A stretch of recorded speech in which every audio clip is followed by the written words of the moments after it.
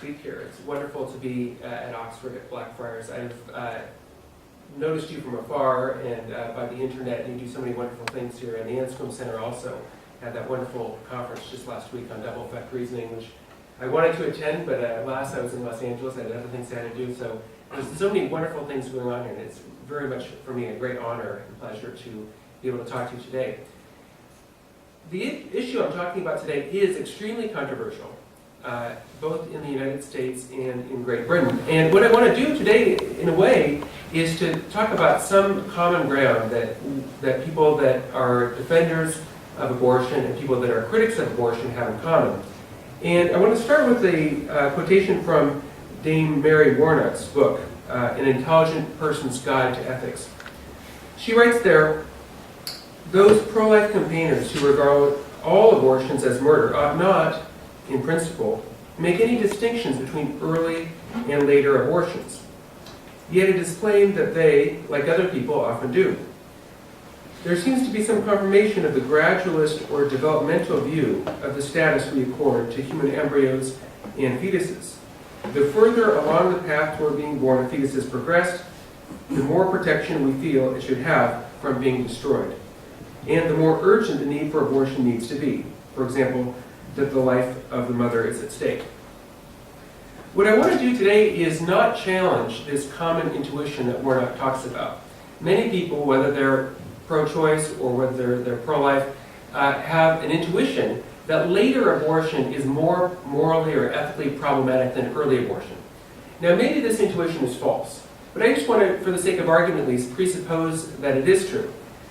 And so I'm not going to challenge this intuition, but what I am going to challenge is the gradualist or developmental view. That is to say, the view that as human life progresses through pregnancy, through gestation, that the human being in utero gains moral value along with other characteristics of physiological development.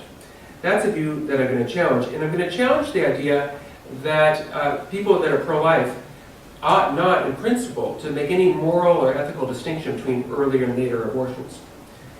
To put it very briefly, I think we can affirm the idea that all human beings, at whatever stage of development, have equal basic moral status, and we can also affirm that intentional taking of human life at whatever stage is intrinsically evil, but yet I think we can deny that all abortions, both early and late, are ethically identical in every way. So how can we do this? Well, I think there's a distinction between saying something is intrinsically evil on the one hand, and on the other hand saying that they're equally evil. So for instance, two actions can be intrinsically evil and yet not equal in every respect. To give an example that Aquinas used, if somebody steals a chalice, that action is both stealing and also a sacrilege. So you could have two actions that are equal, and yet one action is worse on account of an additional deformity, an additional problem with it, in addition to the first problem. Secondly, sometimes two actions that are alike one action can be worse than the other in terms of circumstances.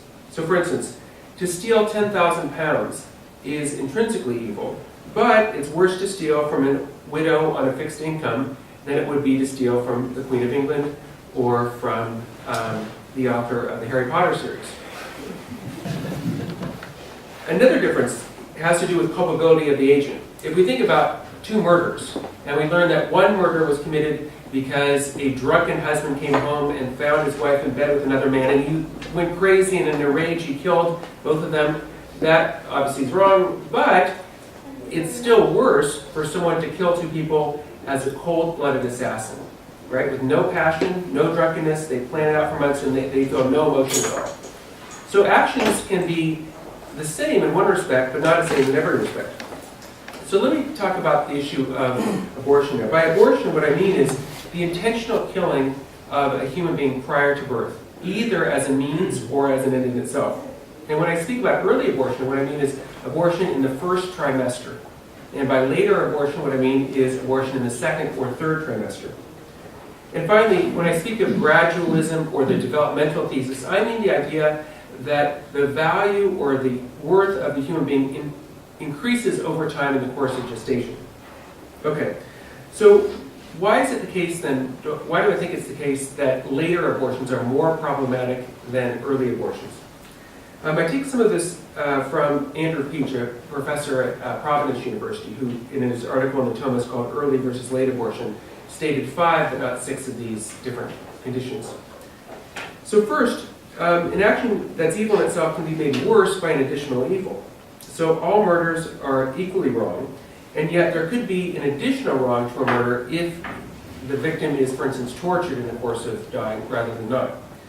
So all abortions are equally wrong in one respect, as intentional killing of innocent human beings. But later abortion adds an additional deformity to the act, namely that in later abortion, it's possible that the human fetus can suffer pain in the course of the abortion. Now, there could be exceptions to this. For instance, you could anesthetize the fetus in the 3rd trimester and then it would not cause any pain. But in practice, the way abortions are actually done, this difference would obtain. Secondly, the more easily an obligation can be met, the worse it is not to meet that obligation. So for instance, if I could save someone by walking 2 blocks and I refuse to do so, that's worse than if I fail to save somebody, but the way I save that person is by running 10 miles. So the later pregnancy a woman gets, the less effort is needed to bring that pregnancy to birth. And so early in pregnancy, a relatively greater effort is needed in order to bring the pregnancy to birth. And so therefore, an early abortion is less problematic than a later abortion. Now again, there will be exceptions to this sort of general rule too. Sometimes only later in pregnancy, a woman may discover a fetal abnormality. And so this may make it, in her case, more difficult to continue a pregnancy than a typical case of full-term pregnancy. Or it could happen later in pregnancy that some illness or disease may threaten the mother's well-being. And this may make it more difficult for her to continue than the typical pregnancy found more early on. Still, despite these exceptions, in general, it would be the case that an early abortion would be less morally problematic than a later abortion. A third reason why later abortion is probably more ethically problematic. The later in pregnancy a woman goes, the less likely it is that there is inculpable ignorance. So very early in pregnancy, it's more plausible, though I believe it's false, to believe that abortion is just the removal of a bunch of cells. But later in pregnancy, almost everyone is aware of the humanity of the unborn through ultrasound pictures, fetal movement, and other such clear, visible evidences of the humanity of the unborn. So in late abortions, the agents are much less likely to be inculpably ignorant. Now this too, there are some exceptions to this as well. So a person well versed in fetal development may know that the human being in an early stage of development is just as human as the human being in later stages of development. And a person with a severe mental disability or an extremely uninformed person may be inculpably ignorant of the humanity of the fetus, even in late-term pregnancy. But again, in general, almost everyone is more informed, and it's more obvious that there's humanity there for later-term abortion than early-term. A fourth reason why I think that later abortions are more problematic than early abortion is that fear diminishes culpability. So the shock and the fear occasioned by discovery of a pregnancy lessens the culpability of the agent. So abortion chosen in such a condition of great shock and fear is less culpable than the same action chosen without similar shock and fear. Now as time goes on, the passions cool and fear is lessened. So abortion chosen later in pregnancy is generally more culpable than abortion chosen just after the discovery of pregnancy. Now again, there are exceptions to this. So a fetal handicap may be discovered only later in pregnancy, and this could bring with it great fear. And sometimes pregnancies are only discovered later, due to, for instance, obesity, or irregular periods, or ignorance, or just plain self-denial. Still, in general, early abortions are less culpable than later abortions because they are undertaken under a great bit of shock and fear. Fifth, the longer a relationship endures, other things being equal, the more ethically problematic it is to end it. So it's worse in general to end a marriage after 3 decades than to end a marriage after 3 weeks. Right? We tend to think that the duration of a relationship has something to do with the ethical status of ending that relationship. And we know that early miscarriage is often experienced as more traumatic, and emotionally than later miscarriage. So it is worse to end the maternal-fetal relationship after a longer time, say in the 3rd trimester, than after just a shorter time. One final difference I want to call to your attention between early and later abortion is the health concerns. So people have an ethical obligation to avoid unnecessary risks to their health. And abortion late in pregnancy is even more risky to the health of the mother than abortion early in pregnancy. So, if someone is going to abort, doing so early avoids, to a greater extent, the health risks that are involved than does later abortion. So, in general, we can say that from these considerations, we can say that in general, a later abortion is worse than earlier abortion because of the addition of the fetal pain that can take place in the 2nd and 3rd trimester, because the obligation to continue pregnancy is more easily met later in pregnancy, because there's less likelihood of inculpable ignorance later in pregnancy, because fear, which diminishes culpability, is less likely to be present later in pregnancy, because ending a relationship is more problematic the longer the relationship goes, and finally, because of the health risks for late abortion. So what does this mean? What this means is that we can accept Warnock's intuition that later abortion is more problematic than early abortion, and yet not accept that the grounds of this is that the human fetus has evolving moral status, such that it gains moral status as the pregnancy goes on. So we need not, if we accept the difference between early and later abortion, we need not affirm the gradualist view. Now, what other grounds are there for holding the gradualist view? Right? That's one ground, is the difference between early and later abortion, but there are other grounds too. What is this? Many people defend a gradualist view because they're aware of the weaknesses of holding that, say, sentience is the characteristic that grants personhood to the fetus, or viability, or quickening, or conscious desire. So many people try to defend abortion by saying that some human beings are not persons because they lack sentience, or they lack conscious desires, or they're not viable, or whatever. Now, the gradualists need not do this. And the gradualist, like the person who's pro-life, can recognize that any given characteristic is insufficient to grant personhood. So let me just give one example of sentience. With sentience, some people think that sentience is that characteristic that makes the moral difference between a human being that does not have any value or any rights to live on the one hand versus, say, us, who do have values and do have a right to live. And by sentience, what I mean is the ability to experience pleasure and particularly pain. Now, I think that if we think about it, this characteristic really cannot grant a being moral worth. And the reason is that there are human beings that are already born who do not experience any pain whatsoever. There's a very rare condition called chronic insensitivity to pain syndrome. It's very, very rare, and only a handful of people on the entire planet have it. But for these people, there is a disconnect between nerves that register pain, so to speak, and the brain that senses the pain. And so children that have this condition literally feel no pain whatsoever. And they tend to die very young because they're not aware that they're injuring themselves. And they have to wear goggles because they'll rub their eyes so violently that they'll blind themselves, and they often will be missing fingers because they'll chew off their fingers. I mean, it's a very, very serious condition. But everyone agrees that these children who suffer from this condition, this chronic insensitivity to pain syndrome, have equal rights to you and me. No one would ever say of, like, one of these girls that's named Gabby, she's a kindergartner and she's like other little kindergartners in every respect, except for she has this condition. So for her, you could cut off her finger, it'd be like us getting a haircut. I mean, she literally feels no pain whatsoever. But clearly, everyone recognizes that she has a right to live. Everyone recognizes that she has equal moral worth to any one of us. But if that's true, well then it has to be the case that sentience is not needed for moral worth. It's unnecessary. And the same is true for other sorts of characteristics, like viability, or conscious desires, or the ability to move, etc. We could go through each one of these, and I could show you, and I try to do this in my book, try to show you why each one of these characteristics is not necessary for being a person. Either the characteristic is over-inclusive, including beings like insects that everyone knows don't have equal rights and are not persons, or the characteristics also can be under-inclusive, right? Excluding people like Gabby, who have this rare chronic insensitivity to pain syndrome. In any case, the recognition that these characteristics don't work as necessary conditions have driven some people towards the gradualist perspective. And so they say something like this. Okay, perhaps taken singularly, sentience or conscious desires or viability or whatever doesn't make you a person. But when you add up all these characteristics over time, it makes you more and more like a person until finally personhood kicks in. Individually, they don't really count for much, but collectively they do. So you might think about it like a little analogy to a rope.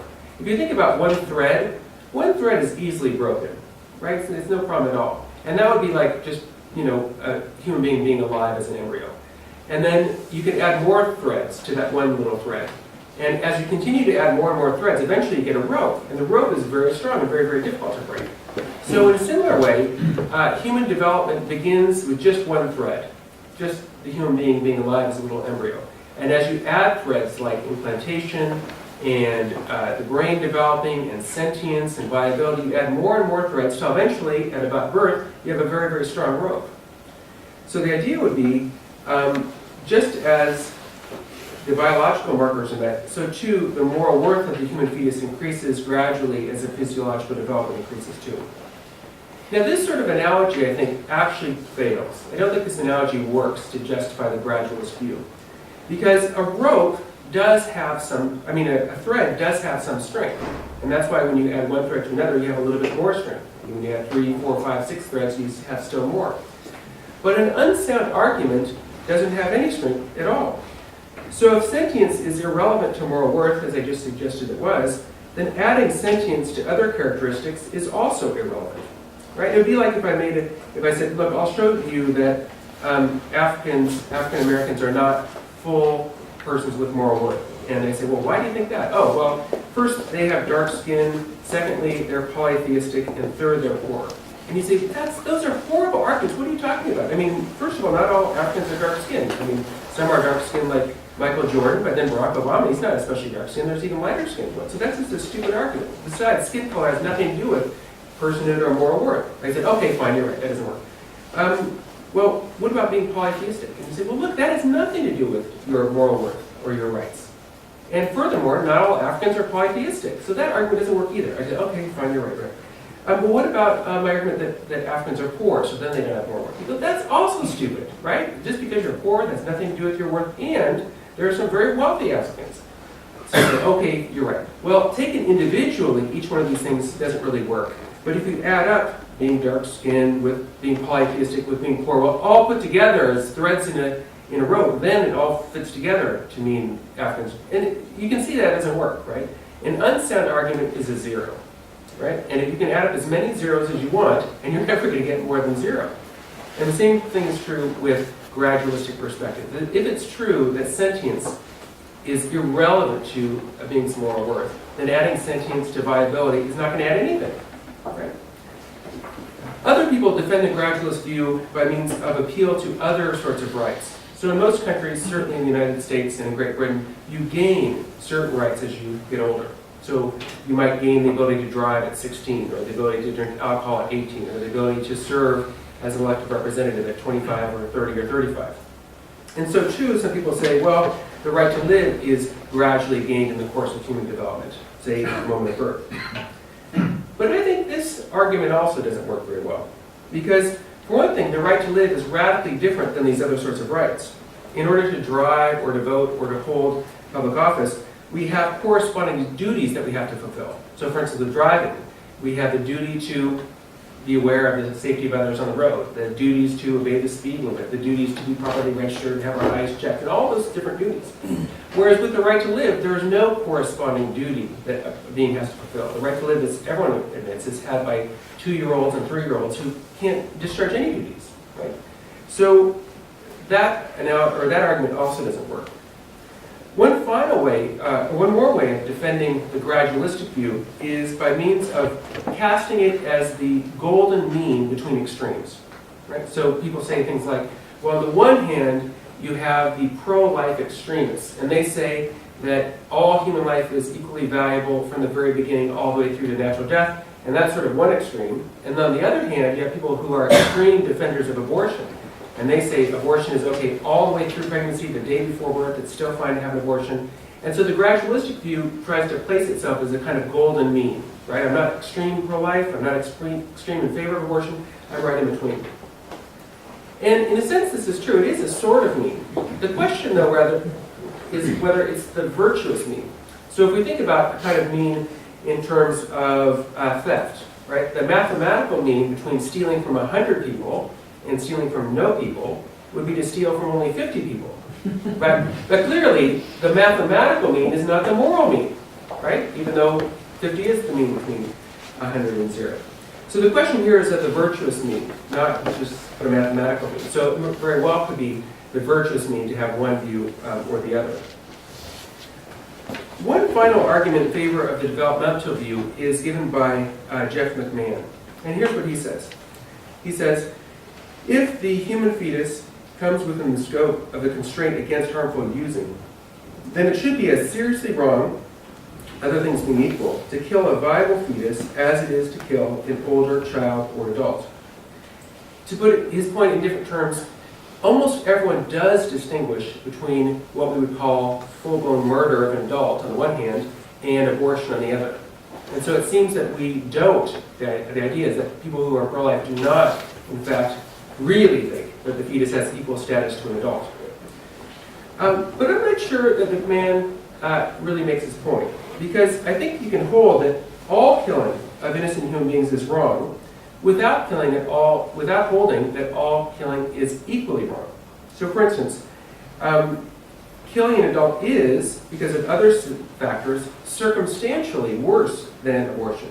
For instance, killing an adult thwarts the plans and the dreams of the one who was killed, whereas, say, the human being in utero doesn't yet have plans and dreams. Killing an adult engenders fear and terrorizes other people, whereas, again, killing the fetus does not normally engender fear and terrorize the other people who fear for their lives. And there can also be differences in terms of the culpability of the agent. So in a sense, it's a little bit like there's a difference between killing a regular person like you or me versus killing, say, a president or a prime minister. They're equally bad in one respect. That is to say, they're equally bad as killing the innocent. But if someone kills a president or prime minister, that is more bad circumstantially. Because the assassination of a world leader can have unbelievable effects on millions and millions of people. I mean, it can cause a world war, it can cause financial markets to collapse, it can cause chaos, whereas killing a regular citizen presumably will have none of those circumstantially bad effects. So in a similar way, it seems to me that you can hold that an abortion and the murder of an adult person are equal in one respect, that is to say equal as intentional killing of an innocent human being, but there are additional circumstantial problems that come with killing adults that are not normally there in terms of killing a human fetus. Finally, let me conclude by talking about two reasons of why we should reject a developmental view. So far, I've just been trying to undermine arguments in favor of the developmental view, but let me now give two arguments why the developmental view is mistaken. First is this, that if that human physiological development is linked to human worth, then since physiological development continues well after birth, advocates of the developmental view should hold, for instance, that it's worse to kill a 20-year-old than it is to kill a 10-year-old. Right? Because a 20-year-old human being obviously is more physiologically developed than a 10-year-old human being. And it should be worse to kill a 10-year-old than it is to kill a 2-year-old. Because again, the 10-year-old is much more physiologically developed than a 2-year-old. But no one holds this, right? No one really thinks that your moral worth or your rights are linked to your physiological development. Because no one holds that it's worse to kill a 10-year-old than a 2-year-old, for instance. Secondly, at least some human beings are more physiologically developed than some other human beings after birth. So for instance, let's compare a pregnancy that continues 2 weeks past the due date. So the woman is at 42 weeks to gestation on the one hand, to a baby born prematurely at 25 weeks. So by any reasonable standard, the baby who's born prematurely at 25 weeks is less physiologically developed than the baby that's still in utero at 40 weeks. And yet, no one thinks that infanticide is less bad than abortion. But if you held a developmental view, you'd have to hold that. You'd have to hold that infanticide is less bad than abortion. And so that's clearly not the case. So today what I've tried to do is try to criticize the view of Mary Warnock. That is to say that people that are in favor of the equal basic status of human beings cannot at the same time hold that there's a difference between early and later abortion. It seems to me that people who defend the equal basic status of human beings can indeed draw ethical distinctions between early abortion and late abortion. And this is important because this is a place of common ground. Both those that are pro-life and many, but not all, people that call themselves pro-choice can work together to try to curtail abortion in its later stages. And so this is something that we really can work together without in any way compromising the view that all human beings, from conception to natural death, ought to be respected by law and welcomed in life. The final, and I think most powerful reason for holding this view is considering history. When we look back at history, many, many times we've drawn a distinction between two classes of human beings. On the one hand, those human beings that have rights and dignity, those human beings that should be respected. And on the other hand, those human beings that don't count for whatever reason. They don't have full, equal moral status with us. And every single time societies have made this sort of distinction between human beings that are persons with rights on the one hand and human beings that are not persons, that don't have equal rights on the other, every time we've ever done this, we've made a catastrophic moral mistake. When I think back on the history of my own country, the United States, for centuries, of course, we distinguished between the white human beings on the one hand and African Americans on the other. And the whites had full rights, African Americans didn't. Or when men did this to women, said, well, men have full rights and they can own property, but women don't have full rights, they can't. There are so many times in our history when we've made this horrible distinction, and every single time we've made a catastrophic mistake. So I think when we face this decision in our own time, with our own issue, that it's the only reasonable position, even aside from all the arguments, the only reasonable position to hold is that all human beings should be granted basic moral rights, basic moral status. And this view is to reject, therefore, the gradualist view that wants to hold that human beings early in pregnancy do not have basic rights and moral status. They only achieve that later. So thank you very much for your attention, and I look forward to entertaining your questions.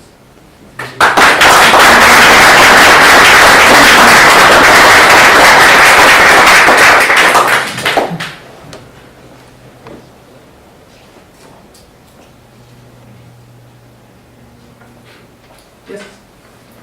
How important do you think the question of person is to the status of the being? There was a nice article in First Things a month or two ago by Joe Wood, maybe, who wanted to argue that the human being should be the basic term we use, and person is then added on once we see evidence of sentience and of rationality and of other things of that sort, which is not, I think, the traditional Thomist view of it. But I wonder, as far as your position is concerned, how important is the category of person to categories such as rights, dignity, and these other things that go along with it? Well, the meaning of person, at least in the Thomist tradition, comes from Boethius. The idea is an individual substance of a rational nature. And so person would have a wider meaning, a wider scope than human being in that tradition, right? Because there would be many persons who would not be human beings. So for instance, say angelic persons wouldn't be human beings, demonic persons wouldn't be human beings, divine persons wouldn't be human beings. So it has a sort of wider scope. In the contemporary ethical debate, what person means, since about, this usage came entered the tradition about in the 70s, the idea of person is a being that has rights, a being that has moral worth. And the question was, therefore, should all human beings, that is to say all members of the biological species Homo sapiens, count as persons? And so some people said, well, no, just some human beings, like say everyone in this room, we all would count as persons, but there would be other human beings, particularly the unborn, for some authors, even newborns, right? So Peter Singer, Jeff McMahon, and others hold that newborn babies don't count as persons. And then some also held that, say, severely handicapped human beings would not count as persons. So that's sort of how the debate has developed over the last about 40 years, a debate between those that hold an inclusive view, the way I do, which would say that all human beings count as persons. That is to say, all human beings have intrinsic dignity, all human beings have basic rights, on the one hand, versus the view of, for instance, Peter Singer, Jeff McMahon, Marianne Warren, and so forth, who would hold that only some human beings have rights and dignity, and only some human beings are persons. So that term is used equivocally. In other words, in the Thomist tradition, it means sort of one thing. in this sort of Anglo-American ethical discussion, person has got a slightly different meaning.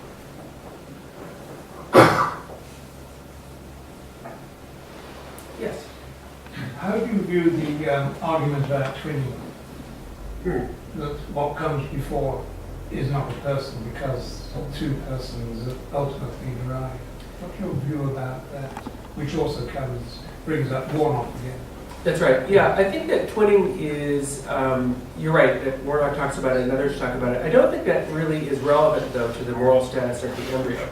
And the reason I don't is that the fact that something is divisible doesn't mean that that thing is not an individual.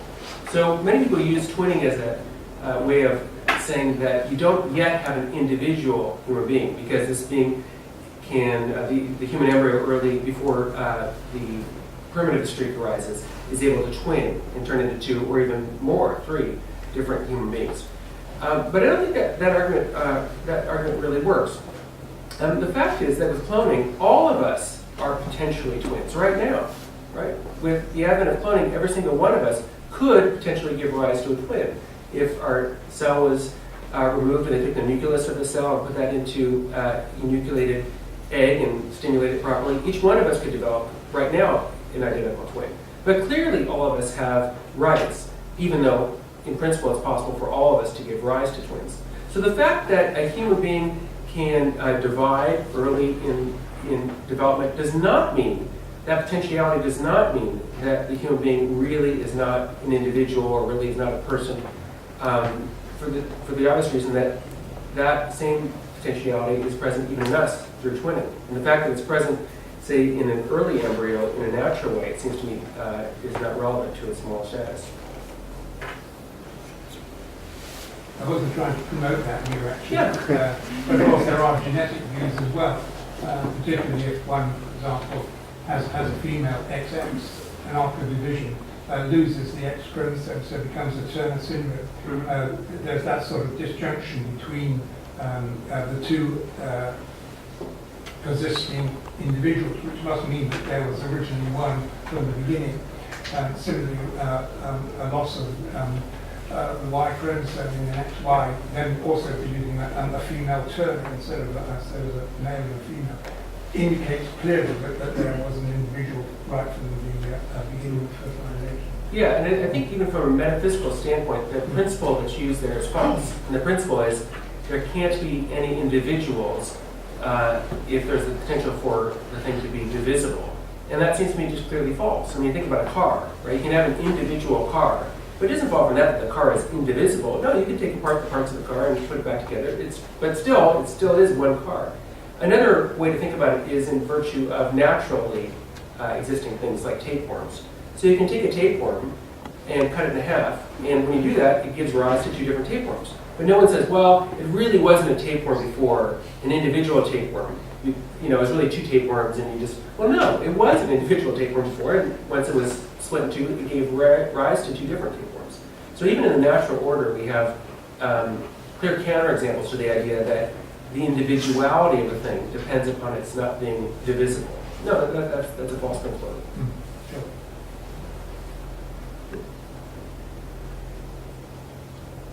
Yes?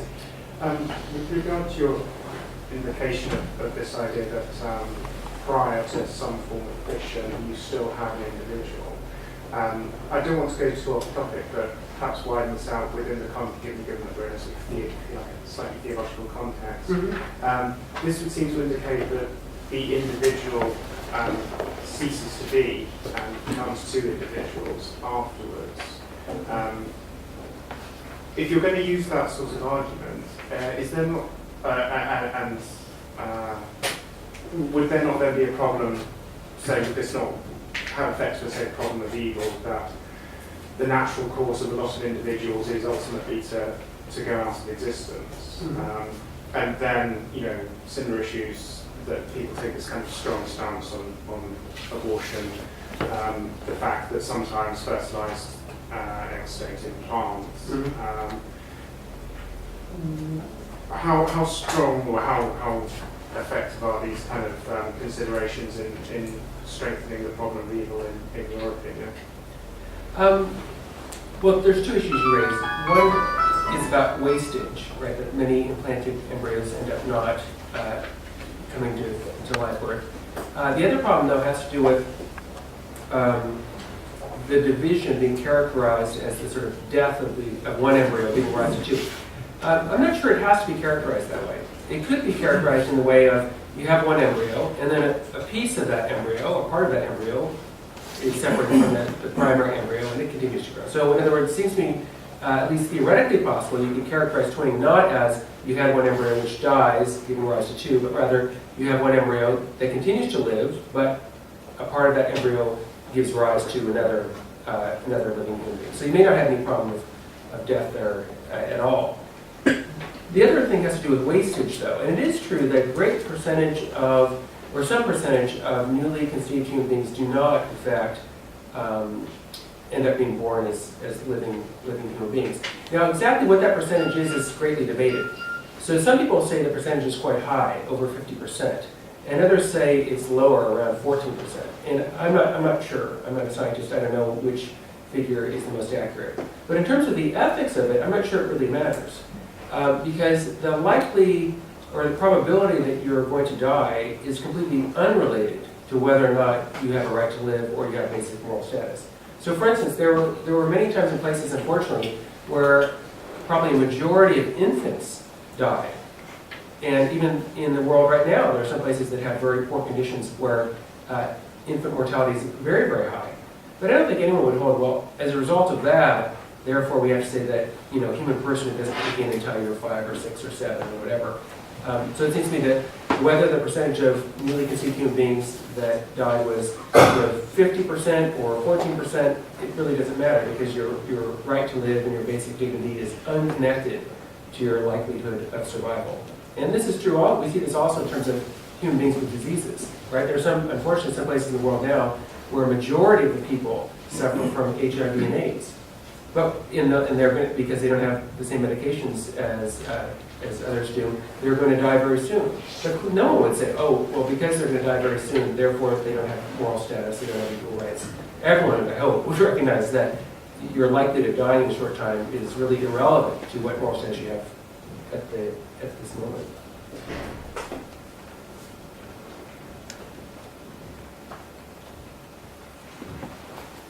Yes? Is there an argument at all regarding the abortion of a later fetus, regarding the sort of difficulty with which it is to actually abort it? Yeah, I think that is part of the reason why later abortions are more ethically problematic than early abortions. As far as I understand, they're much more medically dangerous for the woman who's getting the abortion. And so that seems to add circumstantial gravity to the situation that early abortions wouldn't have. So that seems relevant. Were you thinking about it in terms of the health of the mother? No, I was thinking about the actual the difficulty in actually ending the life of the fetus. I don't know. I'd have to think about that. I'm not sure. That may be relevant. I'm not sure it really is, though. Well, for one thing, if you remove a really early embryo, it's not viable outside. Right. If you were to remove a really late one, if all you have to do is feed it, then Yeah. or keep it warm and feed it, then it's viable. That's right. So- I'm not convinced, though, that viability makes any difference in terms of the being's moral worth, though. Because viability, for one difficulty with it, is viability varies according to technology, which is very obvious. I mean, a baby in the United States or in the UK that's near a high-tech hospital would be viable much earlier than, if the mother were in some, desert place with no medical care around. And viability also varies according to both race and gender. So African American children are viable earlier than white children are, and female babies are viable earlier than male babies. So I think viability is really a very unstable and unuseful way of distinguishing between human beings in terms of having moral worth. No, I just thought that was kind of the question, like how easy is it to Because it's kill kind the of, thing? it's a very much more violent process. Yeah, Okay. I guess what I'd say is in terms of the ethics of what you're doing, I'm not sure that's relevant. I mean, if you think about killing of a human being later in life, whether you did it in a violent way or not, it doesn't seem necessarily relevant. And whether you inflict pain seems more relevant, but whether you do it violently, I'm not sure that's ethically. Like I said, think about capital punishment. Whatever your view is, I'm not sure it really makes a big difference whether it's by guillotine or by lethal injection, even though one is more violent than the other. I'm not sure ethically that really. I don't think it makes a difference. You say, well, I don't see how it would make a difference. Maybe I'm wrong, but at least I don't see it initially. It makes a big difference whether it's more or less violent.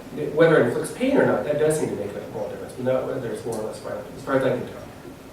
Yes. Right, so I'm a pro-life campaigner, and in this particular cultural and political context, we're very much interested in making arguments that are, in the best sense of the word, humanistic, rather than religious.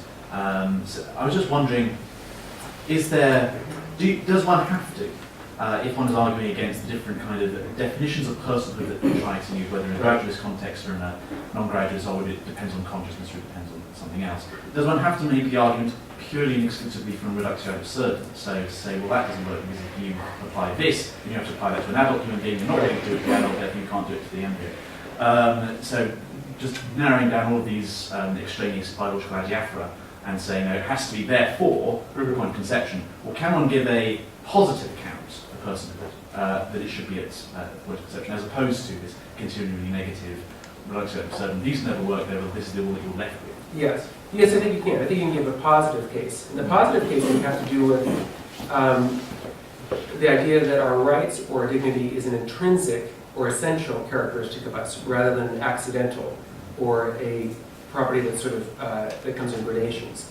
So I think that's one way of arguing in a philosophical way. We're not just saying the other view is mistaken because doesn't include handicapped people, but rather you make a positive view based for it.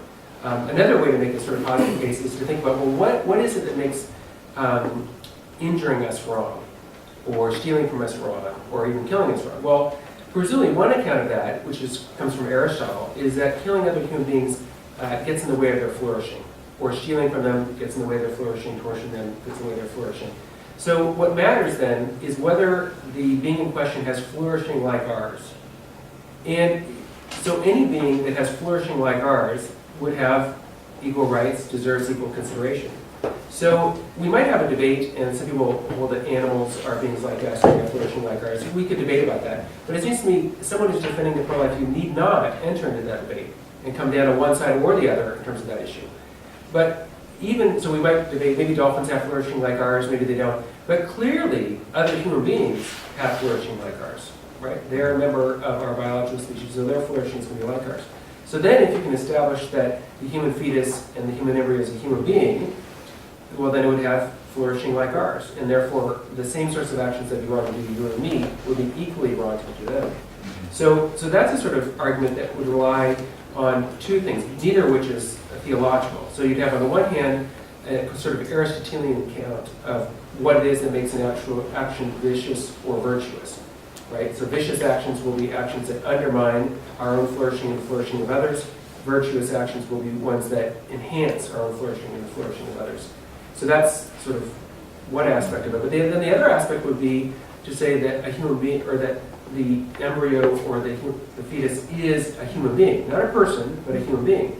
And that, it seems, you can appeal to science. Right? You can say, look, this is a being that arises from a human mother and a human father. It's a being with human DNA. It's a being on the trajectory of human development. I mean, you can appeal to all these sorts of characteristics that would clearly indicate that in a scientific sense, this is a human being. And that's actually conceded. In other words, it may not be conceded on the street if you're arguing and protesting and talking to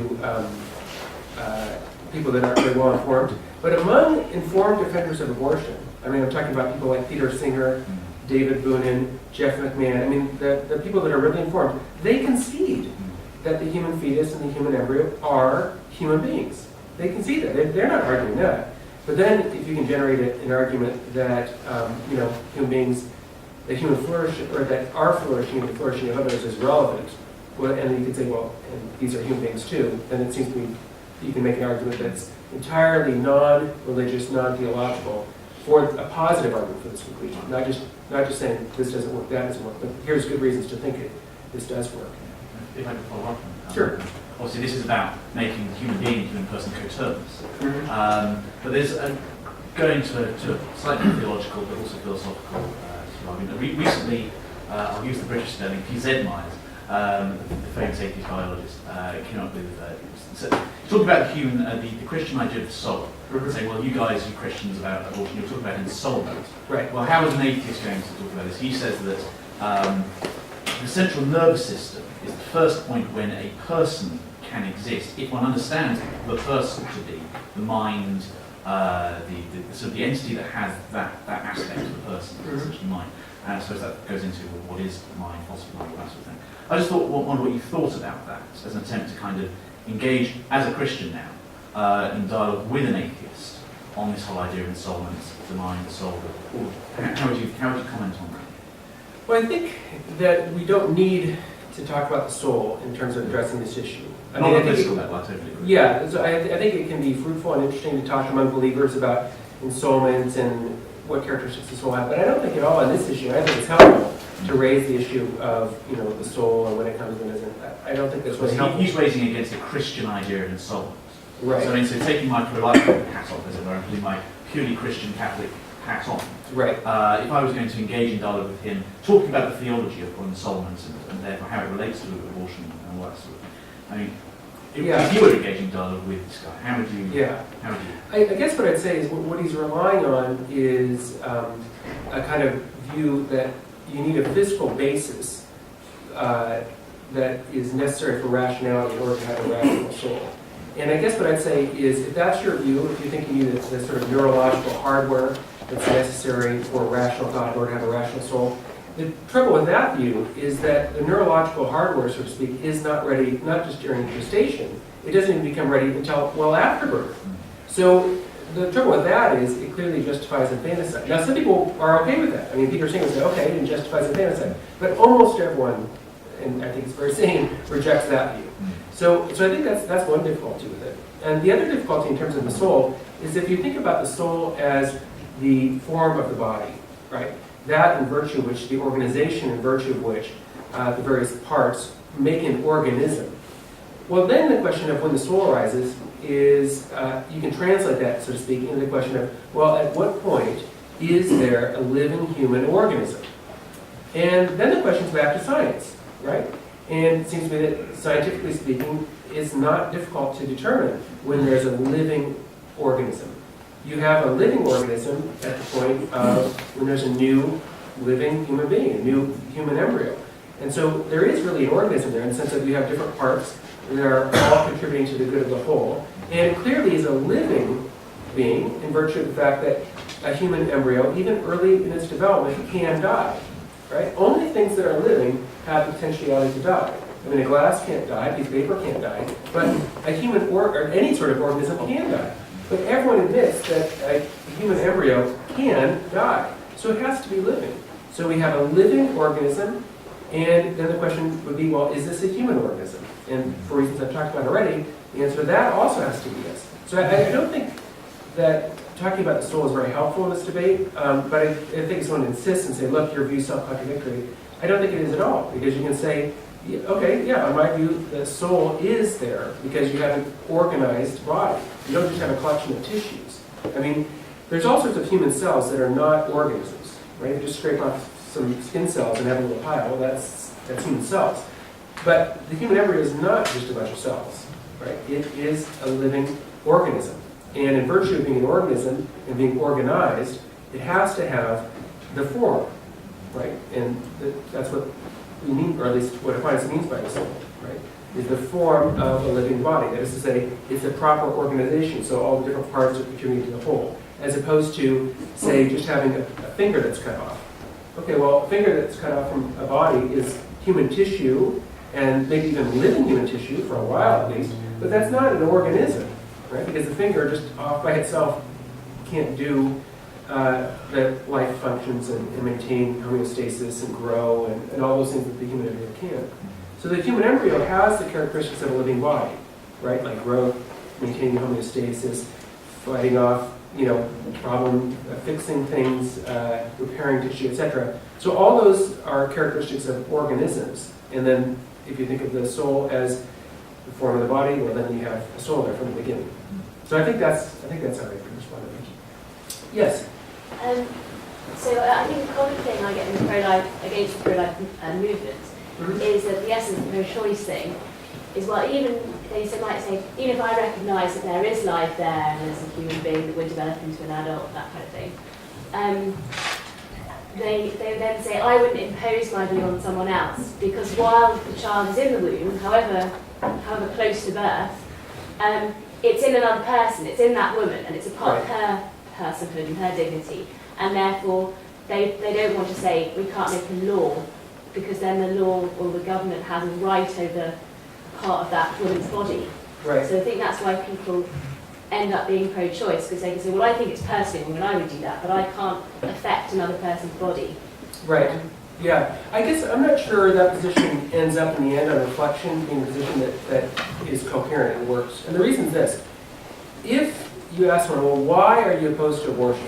And the answer is, well, I'm opposed to abortion because I think it's the intentional killing of an innocent human being. Well, if that's true, well, then it seems to me that we should, in principle, be not just privately opposed to abortion, but also publicly opposed to abortion. Because if you think about it, there's no other case where we would be only privately opposed to serious injustices done by one person against another person.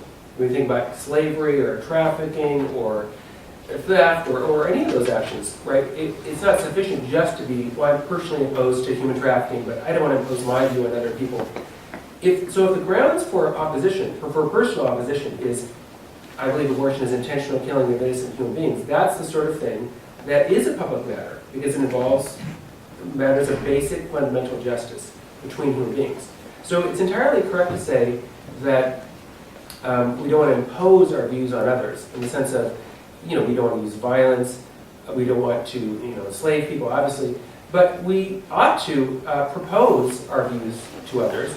And we also ought to insist on basic norms of justice to govern the interchanges and interactions between people. So the rights I have to my body stop when somebody else's body begins. I can't just go around slapping people and hitting people, even though I have rights to control my body, because somebody else's body is involved.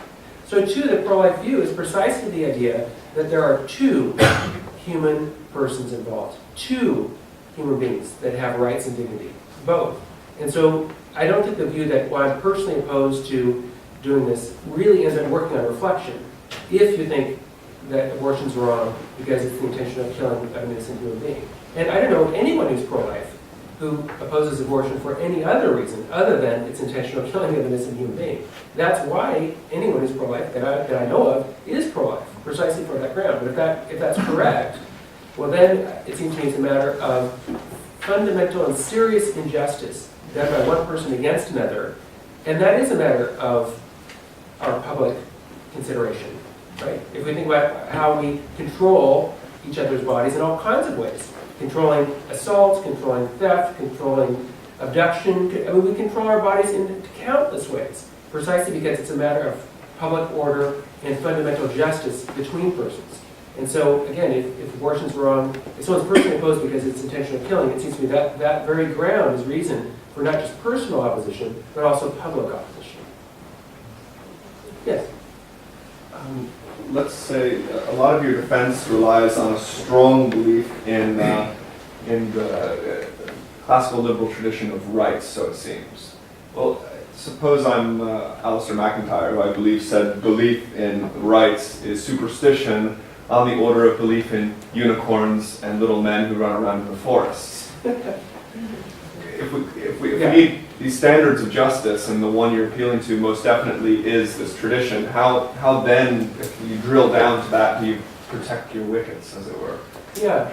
I'm not sure Alistair is right about that. I think he was my teacher, actually, at Notre Dame, and I have a great deal of respect for him. He's enormously learned and intelligent.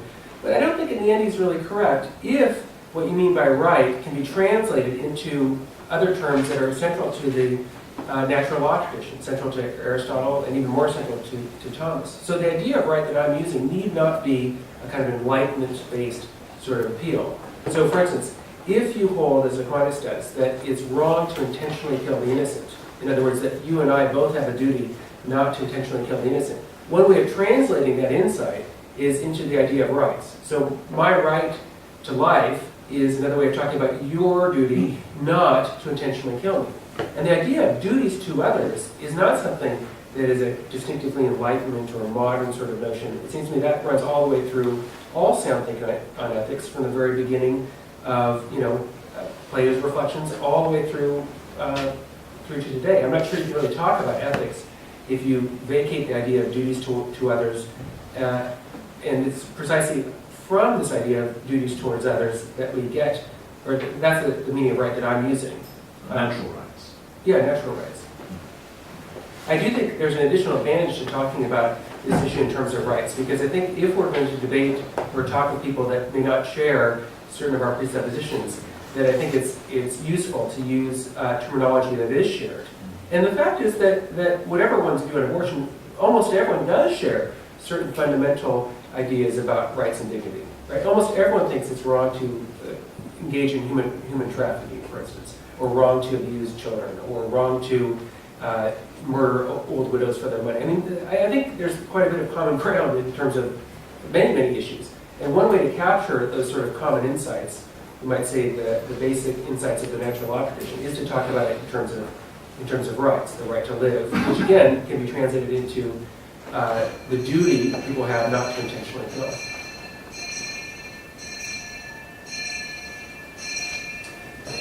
I think at this point we'll finish the formal questioning, the formal part of the evening. In a moment or two I'd like to invite you to a glass of wine in the cloister and to continue the conversations informally. But also, before that, I'd like to thank quickly the Anscombe Centre for their support to us in bringing Chris through to Oxford. And, of course, to thank Chris himself. Professor Kaiser flew in and yesterday will fly out tomorrow. It's been all too fast, and I very much hope that he will come back again and stay at Blackfriars, be here for a longer period before too long, perhaps on a sabbatical if that were possible. Because I think he will agree with me that we have been treated to a lecture which is the very model of lucidity, and that this eloquent reasoning engagement with argument is of profound service to all of us who care about these matters of life and indeed of death. Thank you, Chris, so much for coming and speaking this evening.